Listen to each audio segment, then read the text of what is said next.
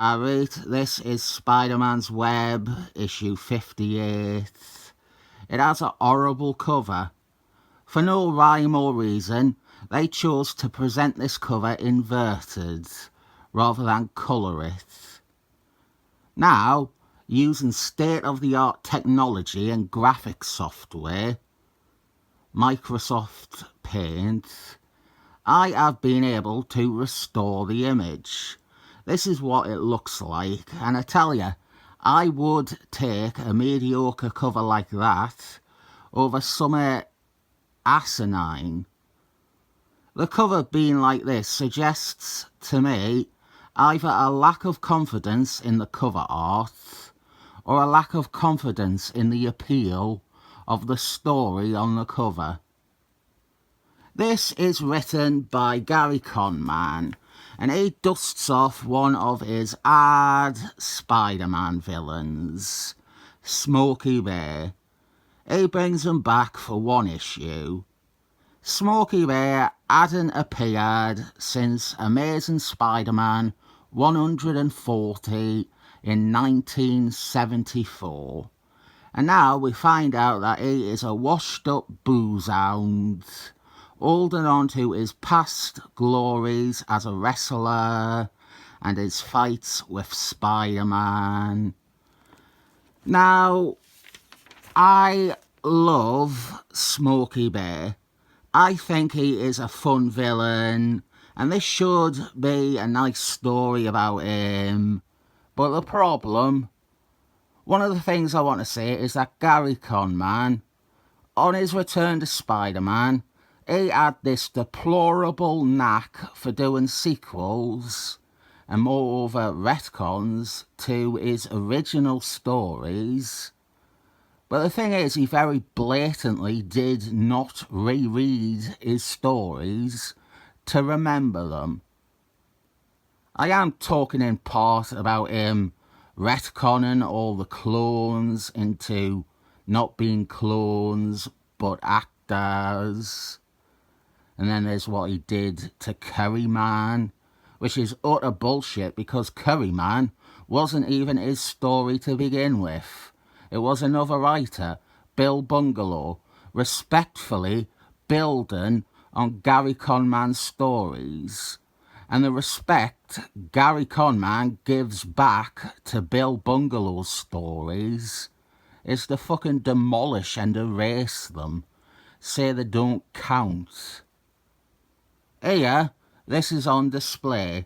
Gerry Conway has forgotten that he had Smokey Bear beat Spider-Man in his first appearance. I am not twisting the facts. There was nothing implied about it. Spider-Man was roundly defeated by Smokey Bear. The plot for this doesn't work because Smokey Bear's motivation is that he wants a rematch with Spider-Man because he thinks he should have won and this time he wants to win. He already won once. The story doesn't know that.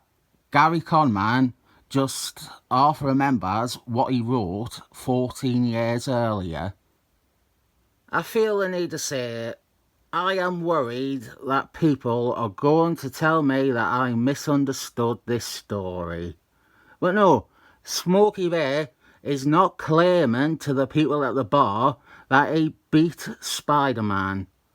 It's not the case that they are not believing his claims of having beat Spider-Man. That would make sense. That would resolve everything. That story would make incredible sense if it was the case that they don't believe him, and that is why he wants to prove himself. And the ending works amazingly with that idea. And maybe that is even what Gerry Conway thinks he wrote. It isn't what he wrote, though. Smokey Bear only says he almost beat Spider-Man. Smokey Bear is showing a newspaper article saying Spider-Man beat him. Smokey Bear is thinking to himself that this next time he is going to win. This one touches base with nearly all of Gary Conman's ongoing subplots. At the time, Gary Conman was writing both Spider-Man's Web and Spectator Spider-Man, and the overlap between the two was great. And we have this subplot: Cat, the bounty hunter, has taken over ownership of the Daily Planet. He bought out J.K. Jonah Jameson's and has now replaced the Daily Planet's anti-Spider-Man editorials with pro-Spider-Man ones. He did this as a means to repair a debt he felt he owed Spider-Man. It is a fun shake-up for a bit. It is an interesting change to the Daily Planet setting, but it ends pretty flat and the status quo is restored because it is only illusion of change. Something I will say, Cat the Bounty Hunter was getting far too much of a push in the late 80s. For a character only introduced in 1985, he was a constant presence in Spider-Man comics for a solid 6 or 7 years. He's not in this issue after these 2 pages, so I won't bother explaining him in this. There's no point. I will say, the most obscene thing was when he was elevated to the point of being so important and relevant that his destiny was to save Earth and kill Beyonder Man. Fuck off, Topher Proust. You stupid fraud. So, our main plot: Smokey Bear has his bear suit repaired, maybe improved too, not really said. He is going to go and have a fight with Spider-Man. One of our other subplots, and this gets a lot of space this issue, it is a big development for this one. Mary James's cousin, Christy, has come to stay with Peter Parker and Mary James. And over time we learned she has ran away from home and that she was a real messed up kid. She has developed bulimia nervosa. It's nervosa, not nervosa. Here we see her parents are terrible and they don't care. More on this in a few pages. Peter Parker is called away on Daily Planet business and Smokey Bear is pursuing him because Smokey Bear remembers back in the day the jackass had him capture Peter Parker to try and draw Spider-Man out into the open. What this part of the plot ties into is Gary Conman's main story, that of gangster supervillain Tom Stone. Tom Stone was Gary Conman's big thing when he returned to Spidey in the 80s. Tom Stone and his sociopathic revenge and framing of his childhood friend Robbie Robertson, who is Peter Parker's friend and employer. We don't get any more than that in this, but they are heading off to do stuff about that when Smokey Bear attacks Peter Parker on the train. Peter, he laughs at Smokey Bear and his costume, and this enrages Smokey Bear. He is sick of people treating him like he is a joke. He is sick of people not taking him seriously. He is sick of people not believing him when he says that he had a fight with Spider-Man. It is a good thing that Gary Conman doesn't remember Smokey Bear won a fight with Spider-Man, because even less people would believe that. So Peter Parker does his old disappear and reappear as Spider-Man trick. I had problems with the main story because its foundational idea was incorrect. I actually much more enjoyed Mary James and the Christie subplot. Mary James, she stands up to Christie's horrible parents, and then she promises that Christie will be okay, and that Christie doesn't need her parents because they, Mary James and Christie, have each other. It allows Mary James a chance to shine and shows us she is a responsible adult. And it is coming from the same writer who wanted to write her having a shallow affair with an actor. He left the series, or got the boot, because of that.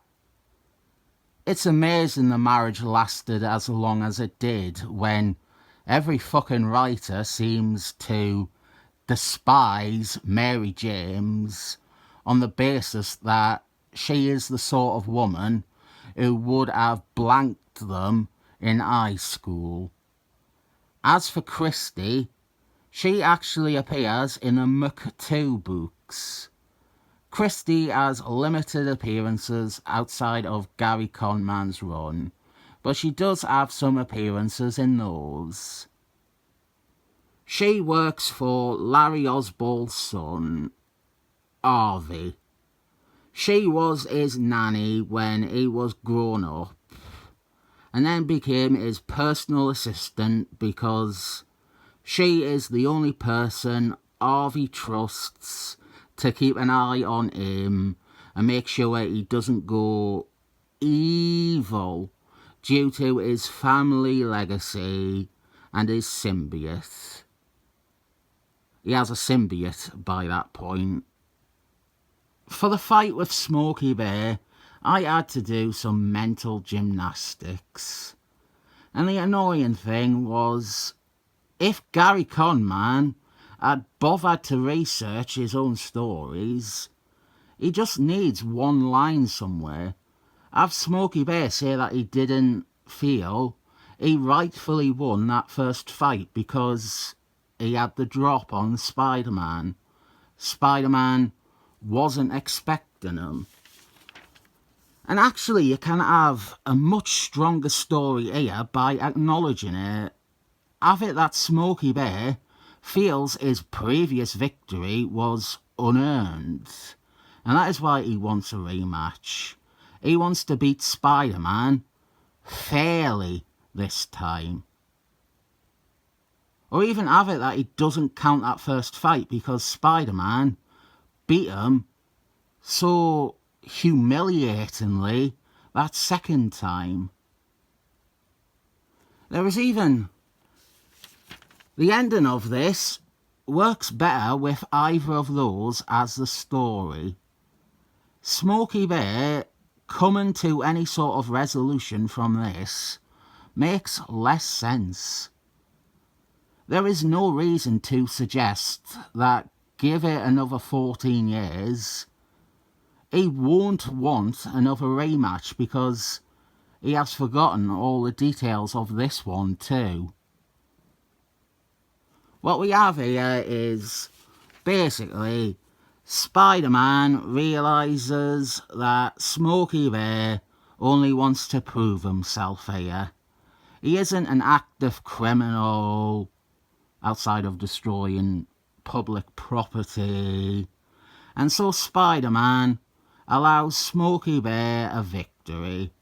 Spider-Man throws the fight and lets Smokey Bear defeat him so that Smokey Bear no longer has any reason to cause trouble.